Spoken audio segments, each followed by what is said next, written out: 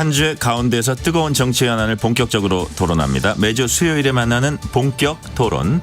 김근식 전 국민의힘 송파병 당협위원장, 김준일 뉴스톱 수석 에디터 나오셨습니다. 안녕하세요. 네, 안녕하세요. 아주 핫한 주제부터 먼저 시작을 해볼게요. 윤석열 대통령과 한동훈 위원장이 정면 충돌한 지 이틀 만에 충남 서천 화재 현장에서 만났습니다. 그 모습 아마 보셔서 제가 뭐 90도 인사한다거나 뭐 악수를 한다거나 어깨를 친다거나 다 보셨을 거예요. 이 상징적이라고도 할 수 있는 한껏 어떻게 보셨어요? 저는 일단 봉합을 서둘러서 마무리를 했다. 그 측의 필요가 있었다고 봅니다. 집권 여당과 대통령의 관계는 사실은 2인 삼각체제 같은 거죠. 발을 같이 묶고 같은 방향 같은 목표로 가는데 약간의 또 역할은 다릅니다. 집권 여당은 한쪽 발은 또 민심이라는 한쪽 발에다가 담궈놔야 되기 때문에 민심을 반영할 수밖에 없고, 또 대통령은 대통령도 오른쪽 발 한쪽 발은 또 국정이라는 또 방이 있기 때문에 그렇게 해서 2인 삼각이라는 걸 확인했기 때문에 지금의 정면 충돌이 양쪽 다 공멸이다. 또 총선 앞두고 굉장히 이건 서로에게 위기다라는 걸 다 공감했기 때문에 서둘러서 봉합을 한 것 같고요. 그러나 전반적으로 보면 제 개인적인 소회로는 한동훈 비대위원장의 판정승 아닌가 이런 생각이 듭니다. 왜냐하면 그전에 전해진 내용으로는 대통령께서도 그 주말 사이에 일요일 날 관저에서 참모들을 불러서 또 굉장히 또 섭섭했다는 이야기가 전원이 전해지고 있고, 그런 상황에도 불구하고 서둘러서 월요일 날 화요일 날 이렇게 진행이 된 걸 보면 대통령께서도 이게 여론의 흐름이라는 게 한동훈 위원장에게 실려 있다는 것을 좀 체감하고 서둘러서 어깨를 두들러주고 같이 기차를 타고 올라온 게 아닌가 이런 생각을 개인적으로 해봅니다. 네. 그럼 저는 김근식 교수님의 의견에 대체적으로 다 동의하는데 하나 동의 못하는 게 한동훈 비대위원장의 판정승이다. 이걸 동의를 못하겠고요.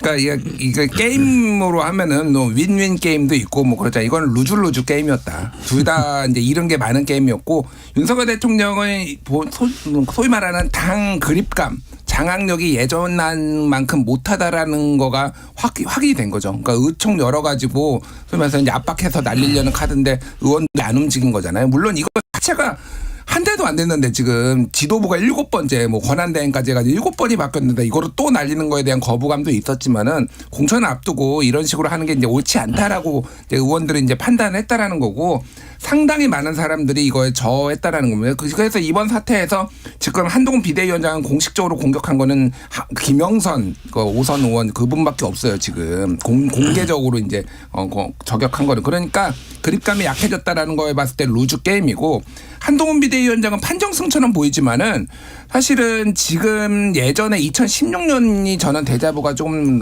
살짝 보입니다. 이거를 봉합을 했다라고 하지만은 아직 봉합이 완벽하게 된 게 아니에요. 왜냐하면은 김건희 여사 지금 그럼 어떻게 이걸 해결할 것이냐, 그리고 공천 문제에 있어서 용산에서 나온 분들이 공천을 이제 받아야 된다라고 했을 때 이 부분이 상당히 파열음이 날 가능성이 앞으로 높기 때문에 이거는 봉합이라고 보기도 어렵고, 지금 어쨌든 대통령의 신임을 잃었잖아요. 잃었다라고 보는 게 맞을 것 같고, 지지를 개인적으로 철회한다라고 했고, 어제 이제 법무부 장관 인사가 긴박하게 나고, 소위 말해서 한동훈 라인을 법무부와 검찰에서 속가내기 들어간 거 아니냐 이런 얘기가 나오고 있거든요. 굉장히 큰 이제 압박에 시달릴 가능성이 상당히 높아졌습니다.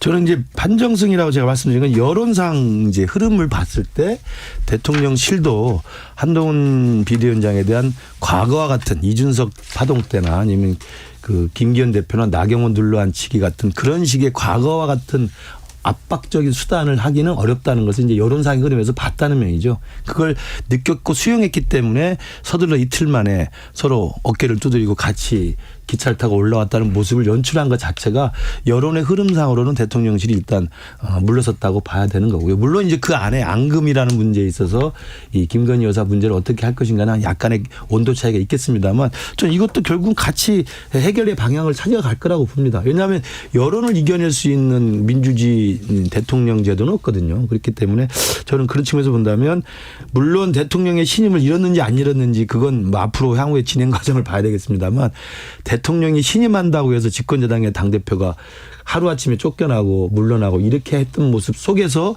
그동안 우리 국민의힘이 국민들의 신뢰를 잃었던 거 아니겠습니까? 그렇다고 한다면 이제는 한동훈 비대위원장 체제가 더욱더 굳건하게 민심의 바다에서 발을 딛고 대통령과 조율하면서 2인 삼각 체제로 총선에 임하지 않을까 싶습니다.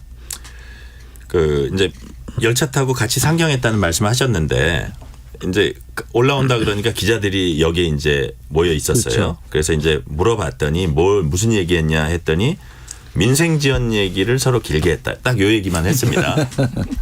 근데 제가 생각해 보니까 옆에 참모들도 있는데 그렇죠. 무슨 너 그때 왜 그랬니? 그 뭐 갈등 상황이 어땠니? 이런 얘기를 하는 건 오히려 더 부자연스러울 것 같긴 해요. 이게 맞는 얘기 아닌가 싶긴 합니다. 저도 그렇게 봅니다. 그러니까 여기에서 말씀하셨다시피 이게 무슨 딱 밀실처럼 이렇게 있는 게 아니라 사람들이 너무 보는 눈이 많기 때문에 이거를 현안들을 뭐 깊숙하게 얘기하기는 힘들었을 거고 그 현장에서 사실 그 자세히 보셨으면은 뭐 아실 텐데 한동훈 비대위원장이 90도 포이더 인사했잖아요. 네. 중앙일보는 제목을 포이더 인사라고 뽑아놨더라고요. 그런데 눈을 안 마주칩니다. 자세히 보면은 잠깐 눈 마주치는 거 빼놓고는 두 사람이 냉랭해요. 그러니까 감정의 앙금이 풀리지 않았다라는 겁니다. 어색하기도 할 거예요. 어색하기도 하고 사실 윤석열 대통령 입장에서는 그러니까 20년 정도를 거의 같이 근무를 했고 굉장히 신뢰하는 부하 직원인데 믿었던 부하 직원한테 배신당한 느낌 뭐 이런 것도 있을 거예요. 그러니까 굉장히 분이 가라앉지 않았다. 경로 오브 경로했다. 뭐 이런 얘기들이 이제 전원으로 저도 들었는데 그러니까 이거를 뭐가 깊은 얘기를 할 수 있는 상황도 환경도 그렇고 두 사람의 감정도 그랬다라는 겁니다. 저는 더 눈에 띄는 게 한동훈 비대위원장이 이제 서울에 내려가지고 두 가지 기자들 질문이 있었잖아요. 하나는 김경률 비대위원 사퇴 이야기 있었냐 그러니까 없었다. 그리고 김건희는요. 바빠서 제가 가봐야 되겠습니다. 이게 그러니까 그냥 잠재적으로 지금 해소가 된 게 아무것도 없는 거예요. 이건 진짜 봉합이다. 언제 터질지 모른다. 이렇게 봐야 될 것 같아요. 네. 봉합이 당연하고요. 그 기차에서 무슨 이야기를 할 수 있겠습니까? 제가 볼 때 굉장히 어색한 분위기였을 가능성이 커요. 그럼에도 불구하고 서울역에서 기다리고 있던 이 기자들에게 한동훈 장관이 했던 멘트를 보면 입장이 바뀐 건 없다는 걸 간접적으로 시사한 거죠. 김건희 여사 문제나 김경률 비대위원 문제에서 입장이 바뀐 건 없다는 걸 시사한 것이고 아마 대통령과 한동훈 비대위원장 사이에도 쟁점이 됐던 그 사안에 대해서 간격을 좁힐 만한 어떤 대화나 타협이 이루어지지는 않은 것 같고요. 그러나 이제 저는 그렇게 봅니다. 저도 그 서천 현장에서 화면으로 봤을 때 눈이 안 마주친 것 같다는 느낌을 받았습니다. 한동훈 비대위원장은 계속 그 대통령이 말씀하실 때 쳐다보는데 대통령의 눈길이 좀 거기 안 갔다는 느낌이 있었어요. 근데 저는 두 분 다 좀 제가 좀 권고를 드리고 싶은 게 대통령도 이제는 한동훈 비대위원장을 내 부하 검사, 후배 검사로 생각하면 안 됩니다. 집권 여당의 당정 관계 상대방으로서 존중을 해줘야 됩니다. 파트너다. 그렇죠. 아까 제가 말씀드린 2인 3각으로서 민심을 수용하고 민심을 반영하고 민심을 건의하는 집권 여당의 수장이라는 것으로 존중을 해줘야 되는 거고요. 마찬가지로 한동훈 비대위원장도 윤석열 대통령을 형님 뭐 선배 검사 이렇게도 생각해서도 안 돼요. 호칭도 당연히 그렇게 안 하겠습니다만 그렇기 때문에 당정 관계의 양쪽 파트너로서의 이 국정을 어떻게 협조하고 그다음에 정치 현안을 어떻게 해결해 나가고 총선에 어떻게 임할 것인가를 정말 수기할 수 있는 서로 존중하고 서로 존중받는 저는 관계가 되는 것이지 형님 동생 관계로 이 관계를 인간적으로 접근해서는 안 된다고 봅니다. 갈등이 이제 일단 봉합이다 이렇게 표현을 하잖아요. 봉합이란 말 자체가 이제 뭐 꿰매놓다든지 뭐 이렇게 붙여놓고 덮어놓고 뭐 이런 다시 말해서 불씨가 남아 있는 거예요.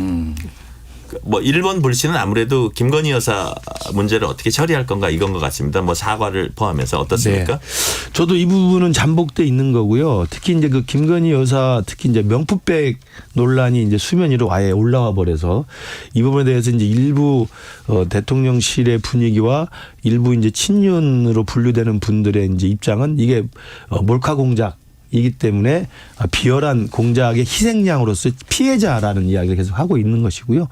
또 한쪽에서는 이제 한동훈 비대위원장과 김경률 비대위원을 비롯해서 수도권 중심의 입장에서는 그럼에도 불구하고 피해자로서 함정에 빠진 건 맞지만 그럼에도 불구하고 국민들 눈높이에서 설명해야 될 부분이 있다라는 정도거든요. 저는 그렇다고 한다면 이게 사과를 할 거냐 말 거냐라고 하는 더 높은 단계의 해법 나중 문제로 치더라도 설명이 필요하다는 점에서는 저는 양측이 합의할 수 있다고 봅니다. 그러니까 대통령실도 어쨌든 설명을 해놔야 되는 거 아닙니까? 이게 어디에 보관되어 있는지 그리고 이게 대통령 기록물인지 관리는 어떻게 하는 것인지 이런 것에 대한 설명은 있어야 된다는 게 저는 맞다고 봐요. 그래서 피해자라는 것만 계속 강조하는 것도 제가 볼 때는 국민들이 납득하기 어렵기 때문에 그렇다고 또 굉장히 뭐 김건희 여사가 막 안 좋은 인사 뭐 김경률 비대위원이 말한 것처럼 프랑스의 왕비라고 거론되는 것처럼 굉장히 안 좋게 이미지화하는 것도 저는 과도하다고 봅니다. 그렇기 때문에 김건희 여사 교통사고 피해를 당했던 몰카 공장의 희생양이긴 합니다만 그럼에도 불구하고 그 피해를 당한 상황에서 어떤 식으로 그 대처를 했고 어떤 식으로 지금 상황이 관리되고 있는지를 설명할 필요는 분명히 있다. 이건 아마 대체적인 좀 민심의 흐름이라고 생각을 합니다. 거기에 대해서 대통령실도 저는 일정 정도 화답할 수 있지 않을까 생각하고요. 그러니까 뭐 일단은 김건희 여사 논란은 이게 당사자가 풀어야 되는 문제인 것 같아요. 지금 최근에 그 TV조선이 단독 보도라고 내놨는데 당의 판단에 맡기겠다라고 얘기를 하는데 뭐 100번 1000번 사과할 수 있다 이런 보도가 나왔죠. 예. 그거를 왜 당에 맡깁니까? 아니, 본인 문제인데 왜 곤란하게 사람들 곤란하게 왜 내 밑으로 줄 서라 이렇게 하는 시그널 같아요. 제가 보기에는. 그러니까 본인이 판단해서 본인이 하면 되는 거고 본인이 하기 김건희 여사가 하기 힘들면은 대통령이 나와서 신년 기자회견 뭐 이런 거 있지 않습니까? 지금 뭐 KBS랑 지금 뭐 단독으로 한 해 뭐 만에 뭐 이런 얘기도 있지만은 거기서 그러면은 진솔하게 본인이 사과하면 되는 거예요. 사과를 하고 그거에 대해서 법적으로 문제가 될 부분이 있다라고 한다라면 그 조사 받겠다라고까지 하면은 거의 웬만하면은 해결이 된다라고 봅니다. 그러니까 사과만으로도 안 된다는 여론이 있어요. 왜냐하면 어쨌든 청탁금지법 위반 의혹이 있으니까 이거는 수사를 받아야 된다 최소한. 그래서 수사를 받아가지고 이거를 뭐 불기소할 수도 있고 그거는 이제 그 이후의 여론의 문제인 거고 최소한 여기 프로세스까지는 가야죠. 이거를 괜히 이상하게 다른 사람한테 떠넘기고 계속 말 나오고 이게 무슨 이철규 의원이 얘기를 했듯이 이거 반납하면은 이거는 횡령이다.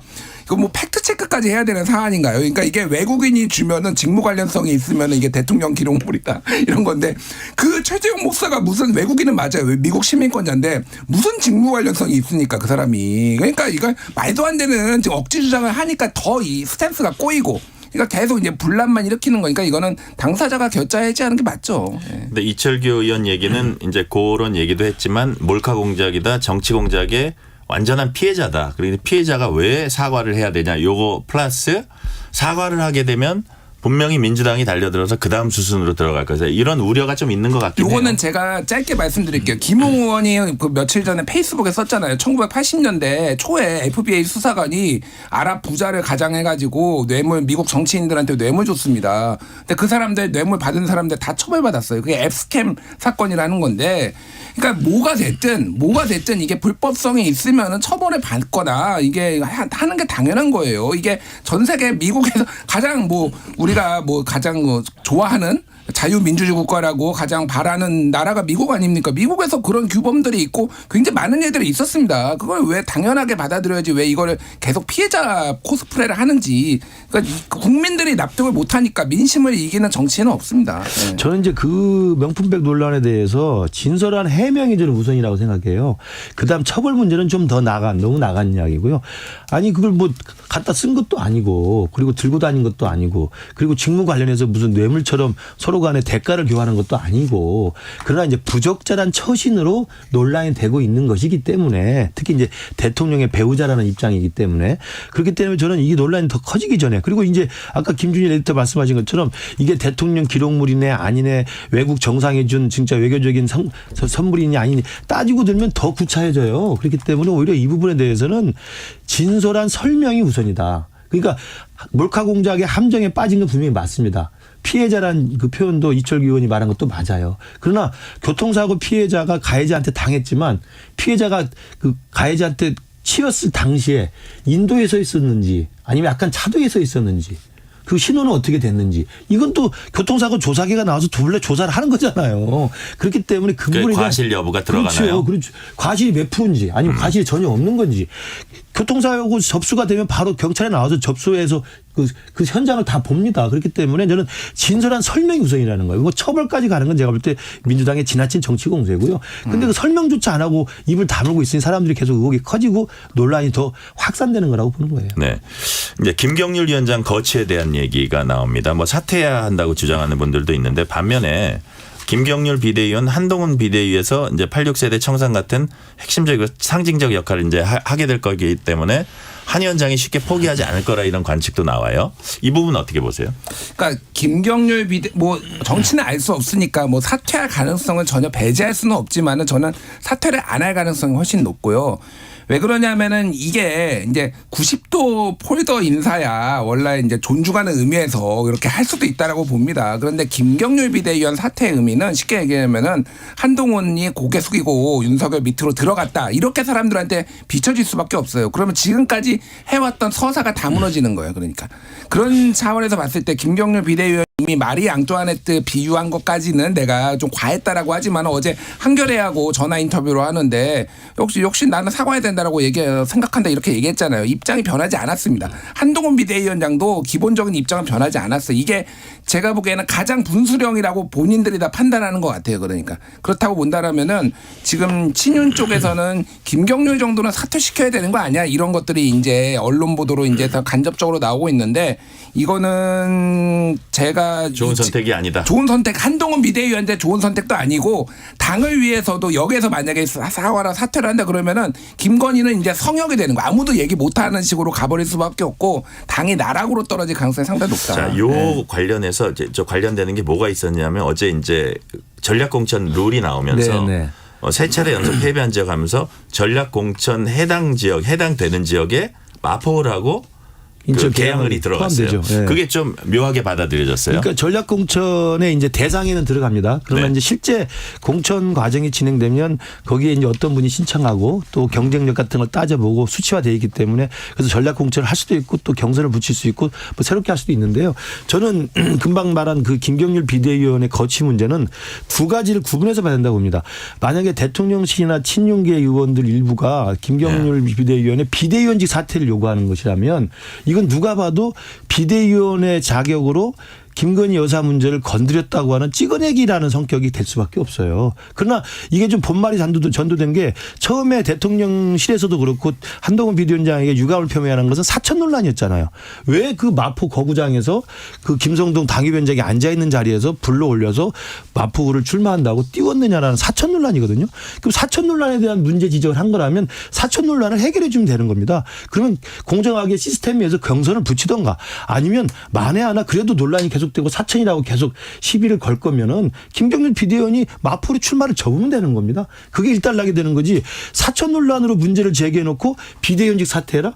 그렇다면 누가 봐도 비대위원직을 걸고 김건희 여사를 비판했다고 하는 그 찍어내기라는 감정 싸움이 되는 거죠. 명분은 공천 문제인데. 그렇죠. 예. 실질은 김건희 여사 그래서 문제는 그 두 개가 분리되어 있는 건데 이걸 자꾸 결합시키는 거라고 한다면 우리 김준일 수석 에디터 말씀처럼 비대위원직 사퇴라는 것은 다분히 감정적인 그리고 다분히 한동훈 비대위원장의 길을 꺾으려고 하는 이런 식으로 해석될 수밖에 없는 여지가 있죠. 그러니까 요거는 짧게 말씀드리면은 마포리 누가 들으면은 엄청난 분은 양지 국민의힘 양지인 줄 알겠어요. 여기 국민의힘 이겨본 적이 거의 없는 지역입니다. 험지 중에 험지예요. 완전 험지예요. 그러니까 정청래 의원이죠. 예. 네, 정청래 현직 전청래 의원이고 지금 그 전에도 김선동 당협위원장 전 당협위원장 전에도 계속 지던 데입니다. 제가 말씀드린 건 뭐냐면은 그게 논란이 붙으면은 김경률하고 김성동 경선 붙이면 되는 거예요. 이거를 복잡하게 무슨 누가 보면 강남 공천 주는 줄 알겠어요. 진짜로. 네.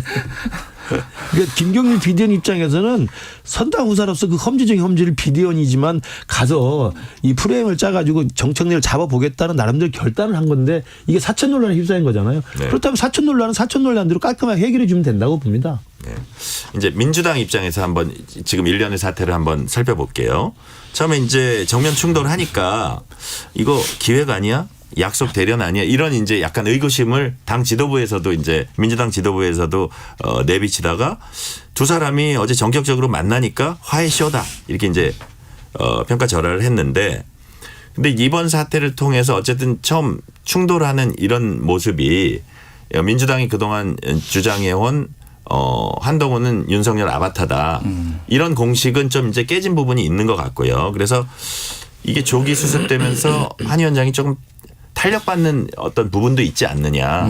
뭐 그런 부분에 대해서는 어떻게 생각하세요? 저는 그래서 이게 민주당 쪽에서도 그렇고 그다음에 이준석 전 대표 쪽에서도 이게 이제 약속되는 이야기를 하면서 이제 한동훈 비대위원장의 어떤 결기 한동훈 비대위원장의 어떤 그 민심에 올라탄 이 모습 이걸 자꾸 깎아내리는 거거든요. 저는 다분히 정치적 의도가 있다고 생각합니다.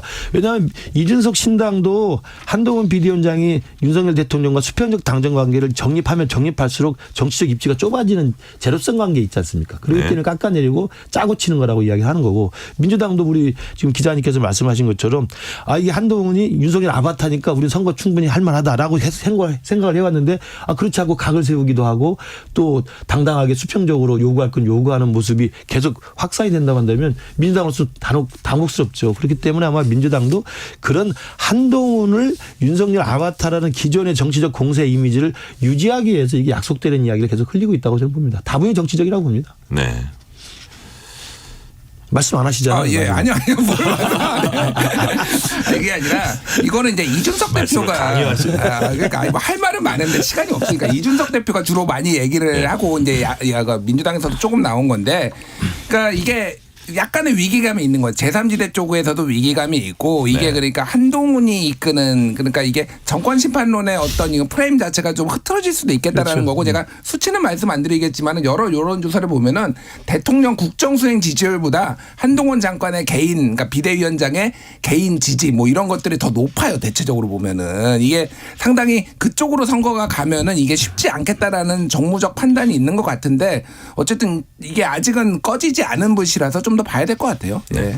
이재명 민주당 대표가 국민의힘을 탈당한 이현주 전 의원에게 민주당 복당 권유했고 이현주 전 의원은 긍정 검토하고 있다고 이제 밝혔습니다. 이 전 의원을 왜 영입하려고 할까요? 이건 제가 먼저 말씀드릴게요. 그러니까 지금 민주당에는 나가는 사람만 있지 들어온 사람이 거의 없습니다. 그러니까 어쨌든 반윤석열 심판, 이제 반윤석열 그리고 윤석열 정부 심판론이라는 거를 이제 큰 프레임으로 가져가서 거기에 맞는 사람들을 이렇게 끌어모으겠다 뭐 이런 거고 그게 용해인 의원이 개혁연합 신당을 뭐 제안하고 그런 것도 이제 같은 비슷한 맥락이거든요. 다만 이거는 제 추정입니다만은 이현주 의원이 아직도 주저하는 거는 어디를 공천을 줄지에 대해서 협상이 끝나지 않았다 지금. 어제 그래서 입당한다라고 단정적인 기사 나오니까 아직 그거는 공식적이 아니다라고 얘기를 했거든요. 왜냐하면 광명을 같은 경우는 양기대 의원의 양이원영 의원이 지금 뭐 나오겠다라고 하고 그 부산으로 가기에도 지금 만만치 않고 여러 가지 딜이 좀 있을 가능성이 상당히 높아 보여요. 지금. 공천과 관련이 있다. 저도 이현주 전 의원이 이제 그동안에 우리 국민의힘 소속이었지만 뭐 엄청나게 반 국민의힘 또 반 윤석열 정부에 대한 입장을 냈죠. 그렇기 때문에 이렇게 될 거라고 생각했습니다. 저는 조금 당혹스러운 게 사람이 변하더라도 변하는 정도가 있고 뛰어넘는 단계가 있습니다. 그래서 자 보세요. 김용남 전 의원이 수원에 뭐 낙하산 공천한다니까 화가 나는 건 당연하고 그러다 보니까 건너간 게 어딥니까? 그동안 이준석을 그렇게 깠지만 이준석 대표의 개혁신당으로 가요. 왜? 그러니까 국민의힘 소속 출신들이 있는 대로 가는 게 맞아요. 아무리 이준석 전 대표 사이가 나빴어도 바로 민주당으로 건너가기는 서로 부담스럽잖아요. 이현주 의원이 우리 국민의힘 소속이었습니다. 그리고 그전에는 국민의당 바른미래당 소속이었어요. 그러면 건너가더라도 저는 이준석 대표의 개혁신당으로 가는 게 대체적으로 정상적인 행보라고 보고 또 실제로 많은 분들이 보셔서 알잖아요. 이준석 전 대표랑 전국을 순회하면서 토크 콘서트 얼마나 했습니까? 그런데 어느 날 갑자기 이준석의 개혁신당도 아니고 새로운 미래도 아니고 미래대연합도 아니고 바로 민주당으로 간다? 제가 볼 때 정치적 계산 말고는 설명이 안 되는 비정상적인 행보라고 생각합니다. 저는 이거 하나 여쭤보고 싶은데 그러면은 민주당에서 바로 국민의힘으로 간 이상민 의원에 대해서는 어떻게 저도 뭐 평가하십니까? 비슷하게 저도 그건 비정상적이라고 생각할 수 있다고 봅니다. 예. 민주당 비례대표 이수진 의원이 비명계 윤영찬 의원 지역구 성남 중앙 출마를 선언했습니다. 서울 서대문과 불출마 선언한 지 하루 만의 일이었어요. 출마의 변을 보니까 이재명의 심장을 뺏길 수 없다. 이런 이야기했습니다.